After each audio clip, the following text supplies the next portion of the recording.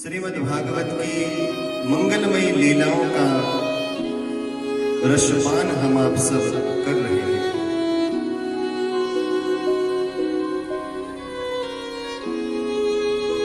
और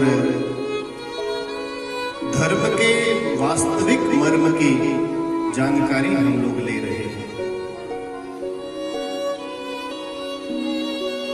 धर्म क्या है और धर्म की क्या उपयोगिता है, ये सारे गुण हमें श्रीमद् भागवत सिखाती है। जीव को क्या करना चाहिए और क्या नहीं करना चाहिए,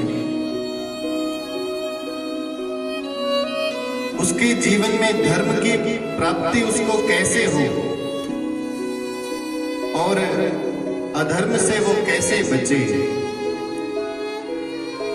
इस बात का संपूर्ण बखान यदि कहीं है वो तो श्रीमद् भागवत के भीतर जीव जी प्राप्त होता है। क्योंकि धर्म की जानकारी लेना और धर्म का अनुपालन करना इसीलिए जरूरी है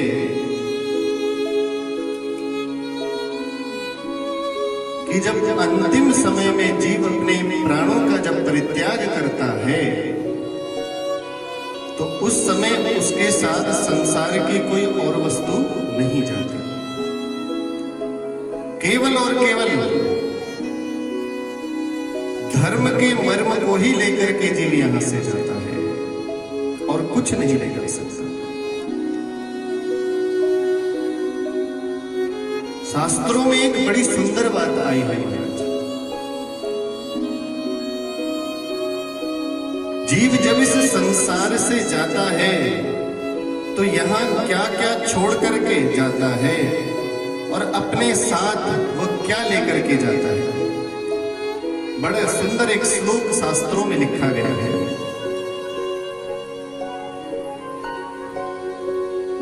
कि धनानि भूमौ पशवश्च गोष्ठे नारी गृहद्वारि जन श्मशाने देहस्थितायां परलोकमार्गे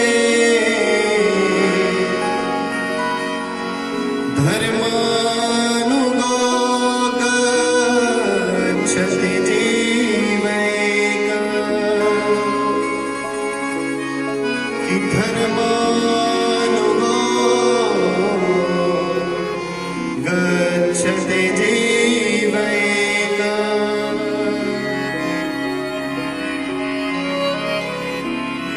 जीव जब इस संसार से जाता है तो यहां से क्या लेकर के जाता है, जरा छोटा सा अपने मन में एक कल्पना करके देखो। जब मनुष्य इस शरीर को छोड़ता है तो उस समय क्या होता है, जितना भी धन, जितना भी वैभव, जितनी भी संपत्ति उसकी होती है, वो संपत्ति, वो धन यहाँ उस मनुष्य के पास आकर के ये नहीं कहती कि मैं भी इसी के साथ जाऊंगी, मेरा स्वामी अब जा रहा है, तो वो धन संपत्ति दौड़ करके उसके साथ जाने को तैयार नहीं होती। महाराज, धनानि भूमौ, जब जीव जाता है तो उसका धन वैभव सब यहीं धरा का धरा रह जाता है। धन से जीव कितना प्रेम करता है, इतना प्रेम करने के बावजूद भी मनुष्य उस धन को अपने साथ लेकर के नहीं जाता। धनानि भूमौ पशवश्च गोष्ठे, मेरे पास इतनी गाड़ियां हैं, मेरे पास इतने पशु हैं, मेरे पास इतने बड़े बड़े बंगले हैं, मेरे पास इतनी जमीन जायदाद है, बहुत अभिमान होता है जीव को, लेकिन जिस दिन प्राण निकलते हैं महाराज तो वो सब यहीं का यहीं रह जाता है, अकेला जाता है।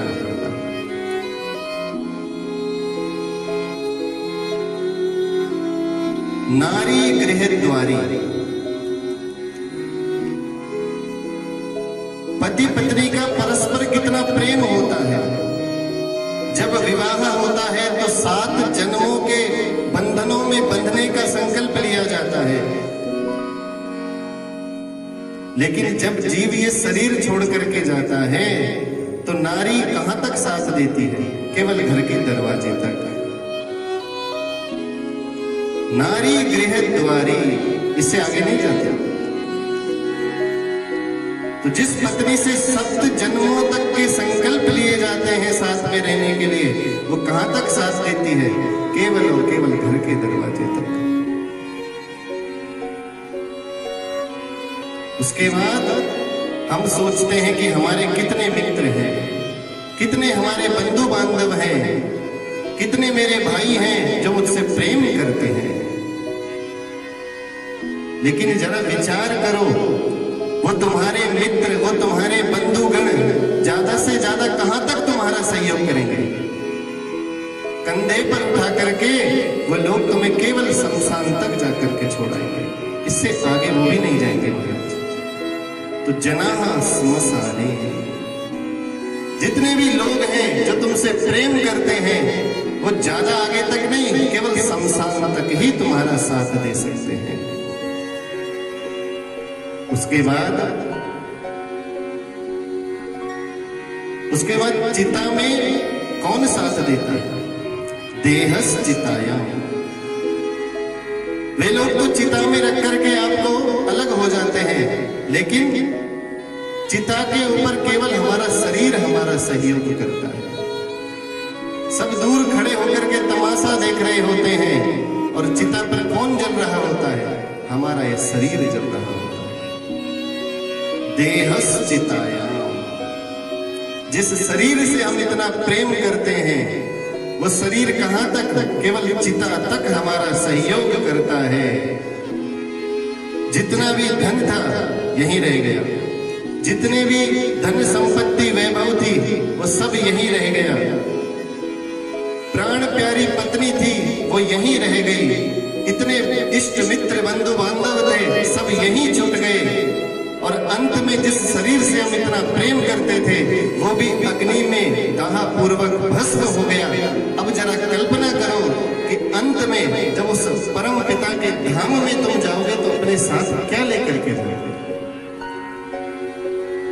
सारी कहानी तो यहीं सिमट गई, अब आगे अपने साथ क्या लेकर के जाओगे?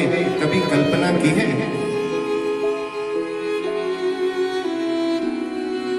शास्त्र एक ही बात बताते हैं, उस समय सिर्फ एक ही चीज तुम अपने साथ लेकर के जा सकते हो कि धर्मानुगा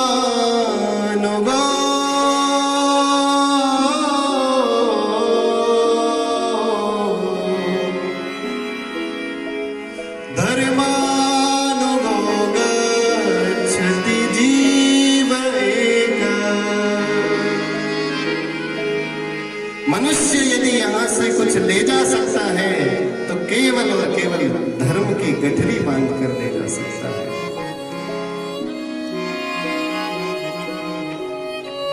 धर्म के अतिरिक्त यहां से और कुछ नहीं ले जा सकते। ये बात अपने मन में हमें बैठा देनी चाहिए।